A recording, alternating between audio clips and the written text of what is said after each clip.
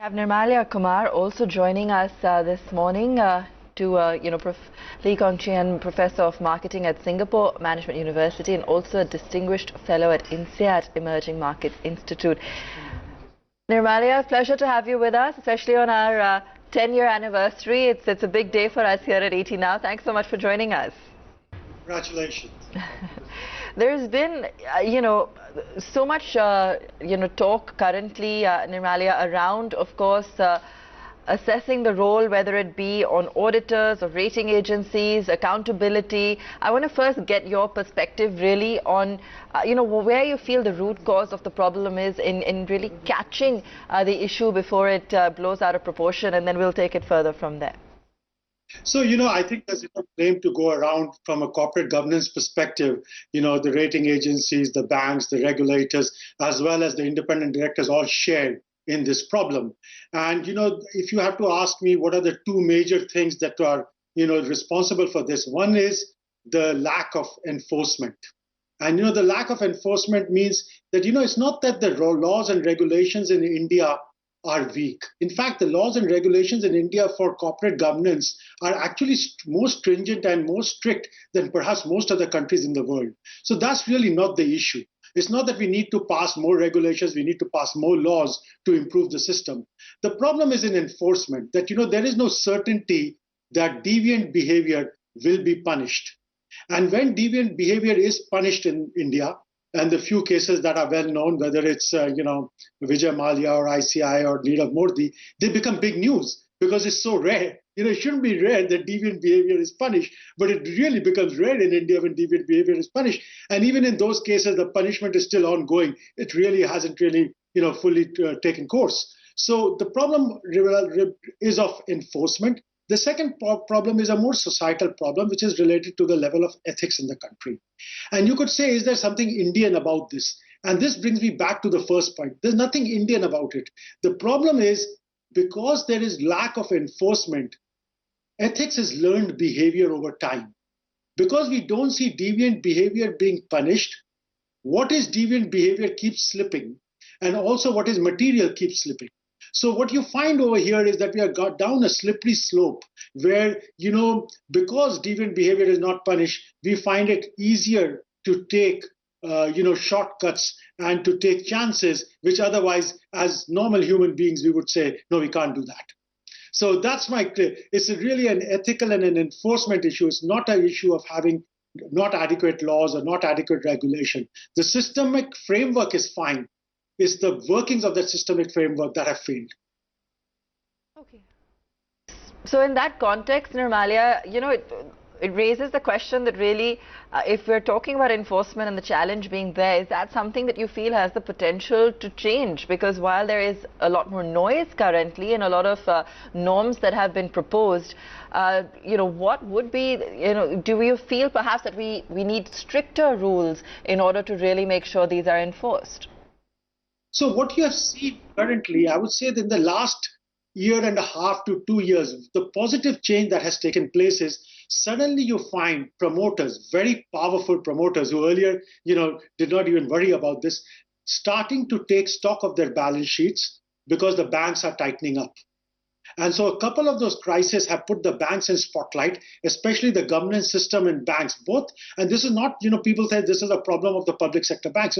As ICICI proves, it's not a problem only of the public sector banks. As the NBFCs prove, it's not a problem only of the public sector banks. There's enough problem in the banking sector, which shows that people were giving loans without adequate due diligence. And these NPAs that have grown over time were not brought to the attention of the board in adequate manner, and the boards did not take enough action, even if they were presented to the board.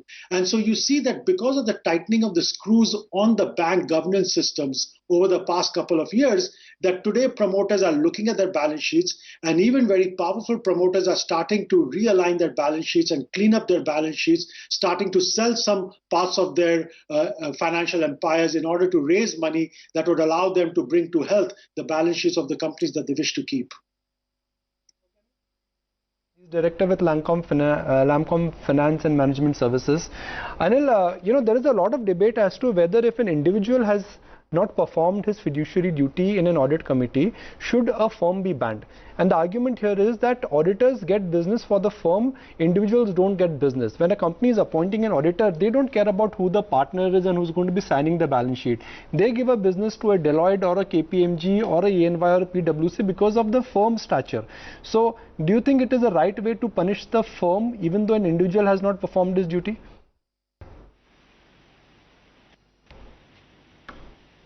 Is that question to me?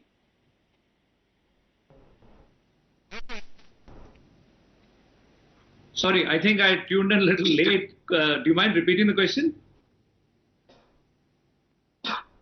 Anil, my question is that do you think individuals can be held responsible, and do you think firms should be punished for the action of an individual?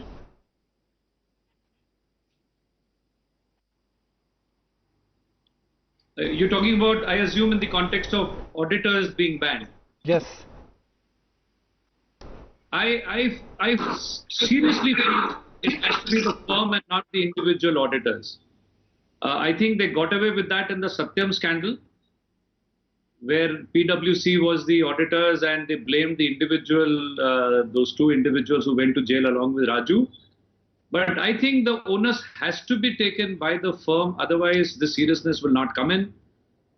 Those individuals are ultimately representing just the firm. And it's scary what is happening now. If all the big four shut down, who will take over? But is the connection lost? Can you hear me? Go ahead. We can hear you. So I was saying it's scary. First we were big five. Now we might become big zero. But I think the cleanup has to begin from there. Unless the auditing firms take responsibility for their actions, the seriousness may not come in. Right.